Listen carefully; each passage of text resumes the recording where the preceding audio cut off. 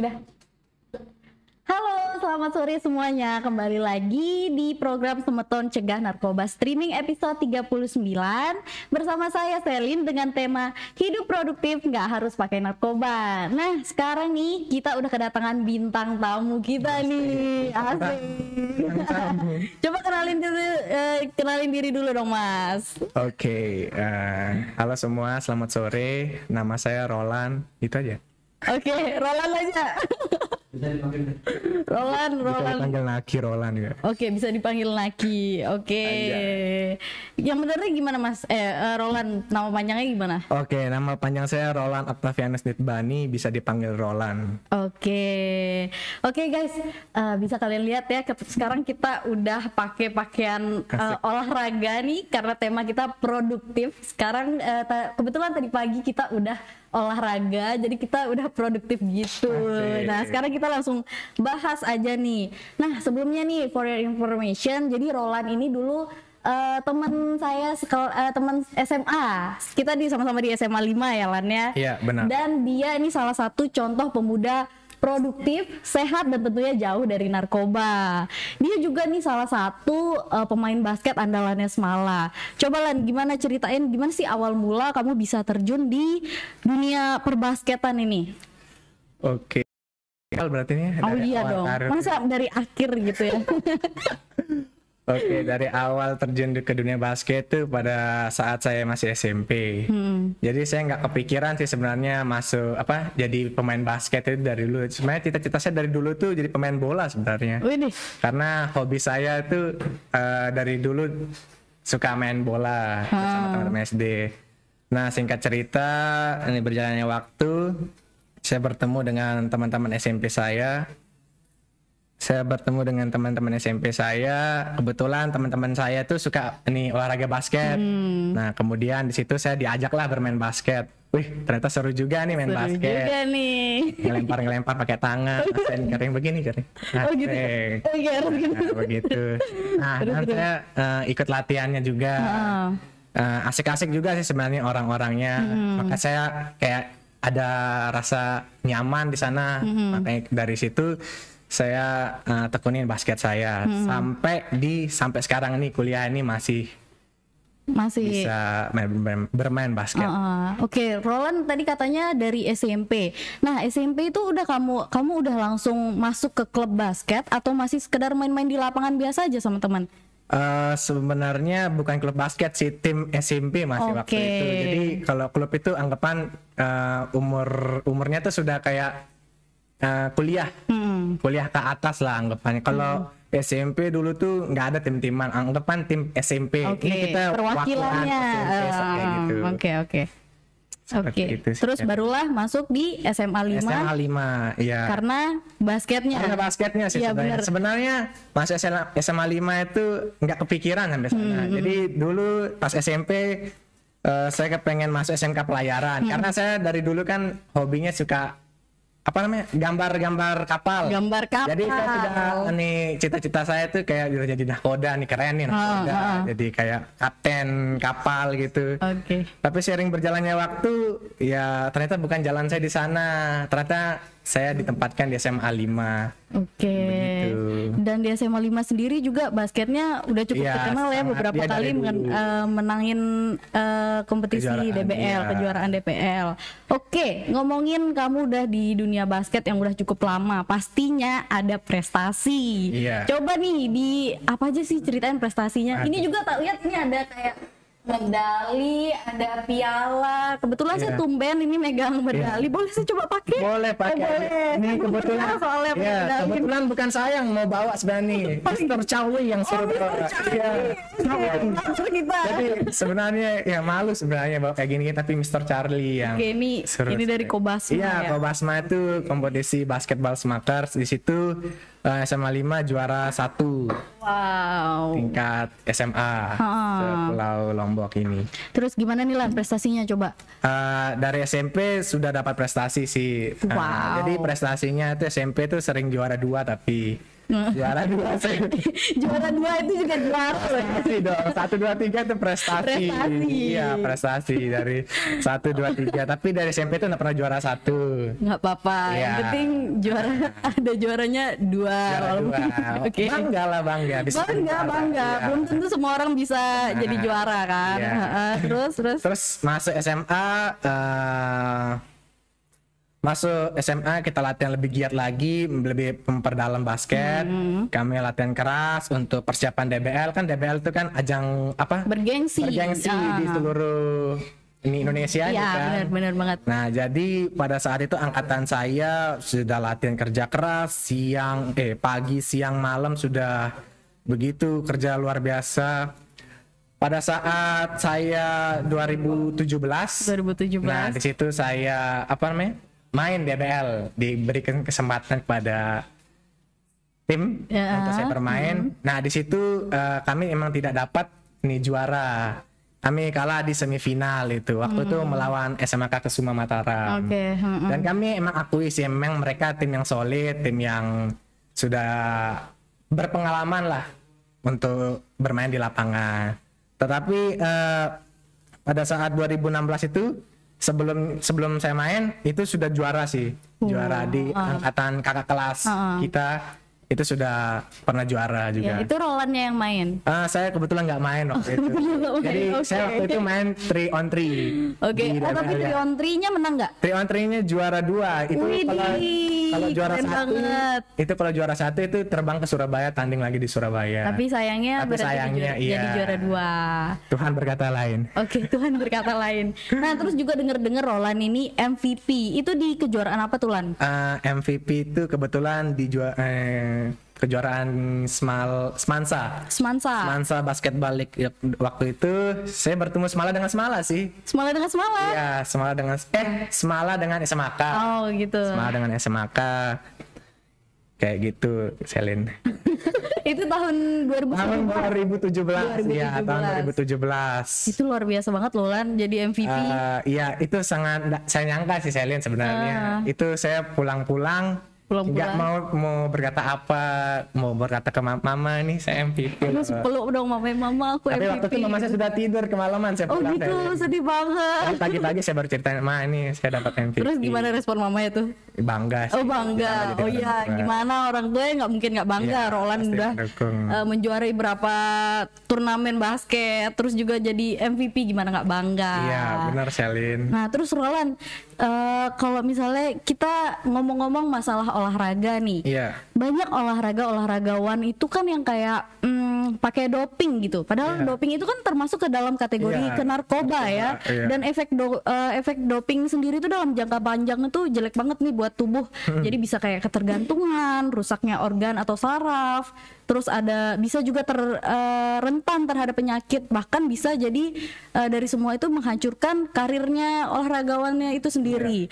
Nah, terus gimana sih, Lan, caramu menjaga staminamu biar kamu nggak perlu pakai doping ataupun perlu pakai tambah-tambahan obat-obatan lainnya? Coba cerita dulu gimana nih biar yang lain juga oh ini ada dari Roland nih sarannya gitu. Kalau menurut saya kan kita sudah tahu doping itu berdampak negatif. Benar, buruk banget dampaknya. Apalagi bagi seorang atlet atau pemain olahraga manapun itu sangat berdampak bagi karirnya gitu. Nah, bagi saya sendiri cara menjaga stamina-nya itu dengan cara cukup istirahat, Celin. Jadi kita bagaimana cara bagi waktu kita latihan dengan istirahat yang cukup, dengan bagaimana cara kita pola makan kita supaya tetap sehat, dan kita biasakan diri, gimana cara kita setiap waktu itu kita pakai dengan olahraga gitu. Mau stretching mau apa kayak gitu. Mau kayak berarti walaupun ada kegiatannya. Gitu, walaupun lagi kerja tetap stretching gitu ya. Stretching begini. Lagi mandi stretching. Oke, sekarang yang penting aku ambil stretching nih. Oke. Terus kamu bilang oke, kita lanjut. Dimanapun tetap stretching. Jangan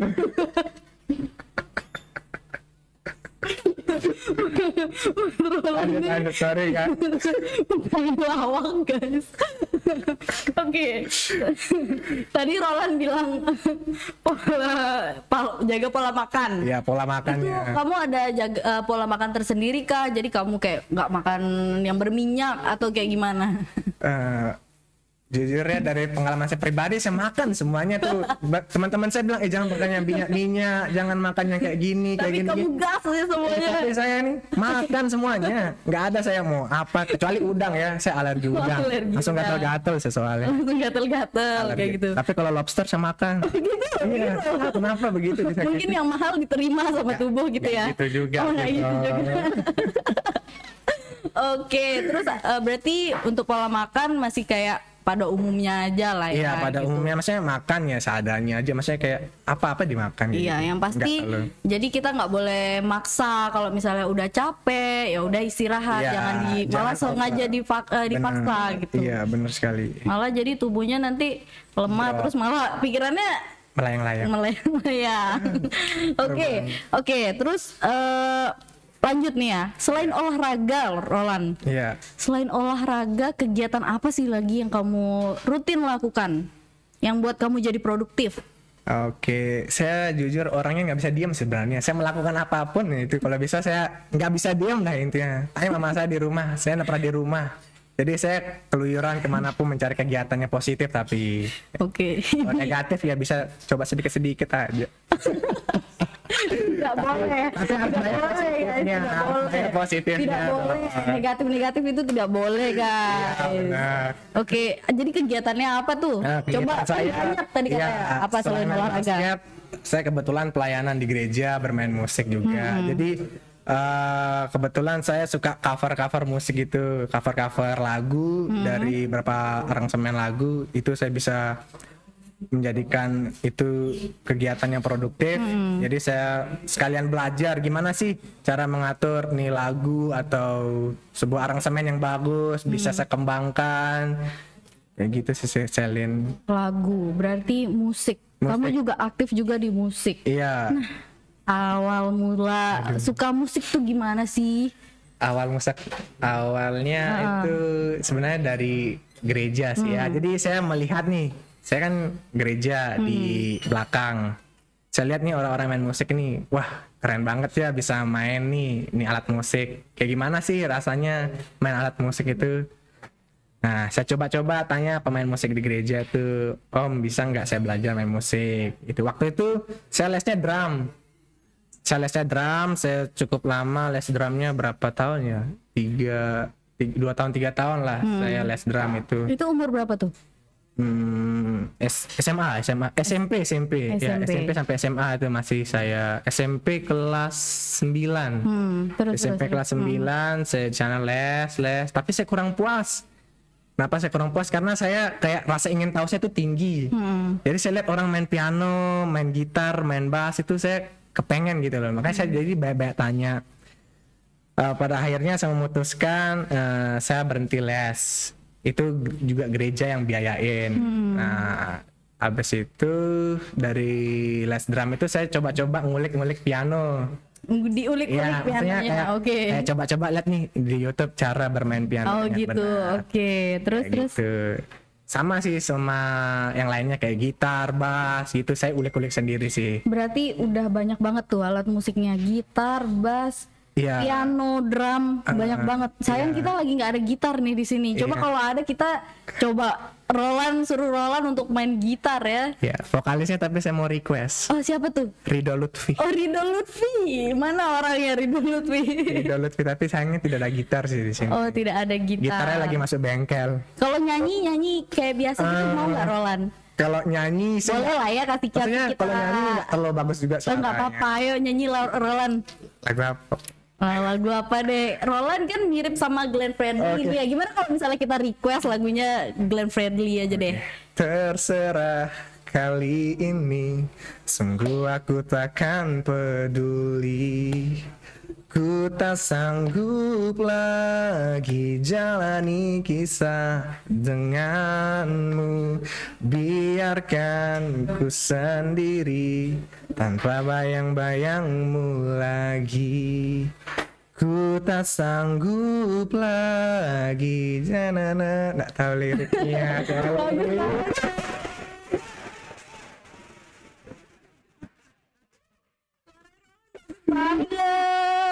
Aku belum penggemar Glenn Fredly tapi nggak tahu lirik itu. Nggak apa-apa, itu aja udah bagus banget guys.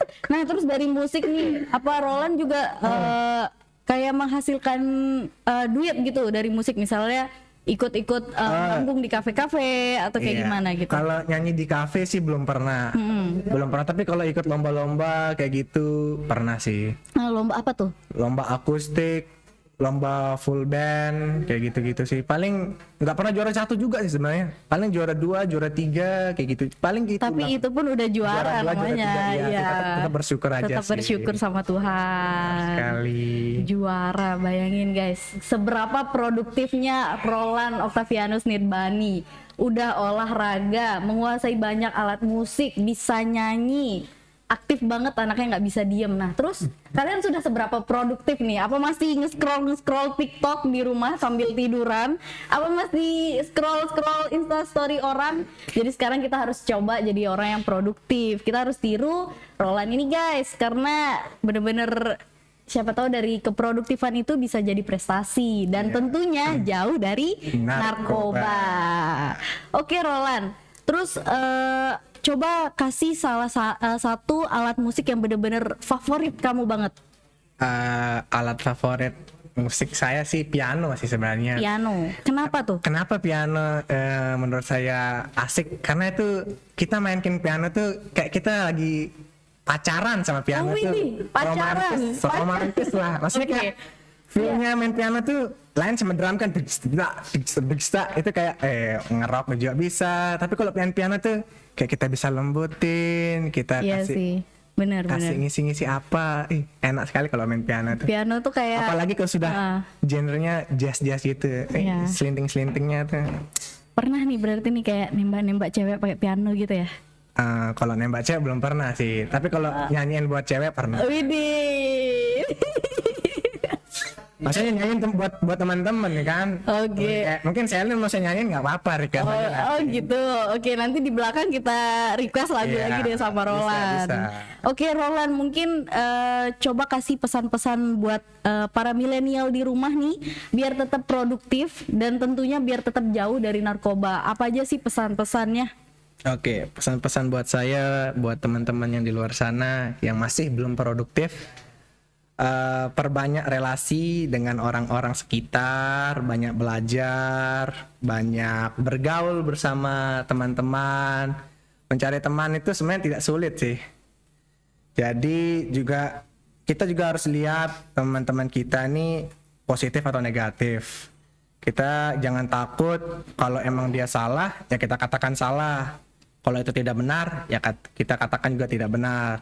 Jangan takut kehilangan teman atau kehilangan komunitas, karena banyak sekali orang-orang orang tua khususnya kayak mengkhawatirkan, kamu nih jangan bergaul di sini, komunitas itu. Sebenarnya bukan komunitasnya yang salah, tapi dari cara kita, gimana sih kita bawa diri. Misal ini komunitas kita nih banyak yang ngerokok, banyak yang ngapain, minum-minum atau enggak segala macam yang negatif. Nah, kalau sebagai diri kita, misalnya kita emang nggak pernah ngerokok, nggak pernah minum, kita bisa memberitahu mereka yang baik ini loh, jangan kayak gitu loh, Lin. Jadi menurut saya bukan komunitasnya yang salah, tapi bagaimana cara kita bawa diri kita, seperti itu sih, Selin. Oke, berarti bisa diambil kesimpulan komunitas itu nggak selalu berpengaruh buruk pada kebiasaan kita. Benar. Jadi itu ditentukan lagi sama diri kita sendiri, balik lagi. Benar. Oke deh, Roland, terima kasih banyak atas semuanya, bener-bener kamu tuh bisa jadi contoh buat milenial zaman sekarang nih, biar tetap produktif, nggak males-malesan di kasur dan main tiktokan terus. Main tiktok nggak apa-apa, tapi ya tetap ingat waktu. Kita juga badannya perlu bergerak, perlu olahraga, dan perlu juga menjalin relasi sama banyak orang.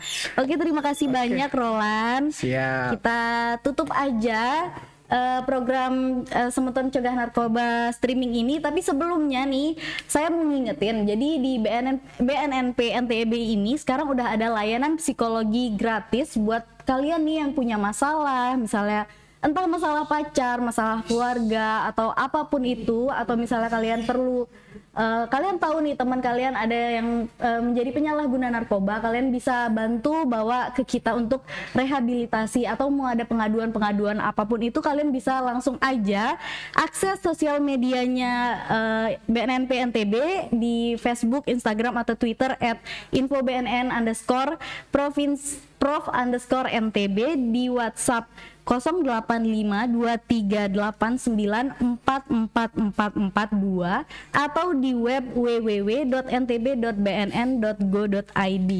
Oke, sebelumnya Rulan, jadi kita war on drugs dulu dong nih. Oke. Ini salam khas banget dari BNN karena kita benar-benar harus terus ngelawan narkoba. Jadi kita harus war on drugs. Bye-bye. Sampai kembali lagi.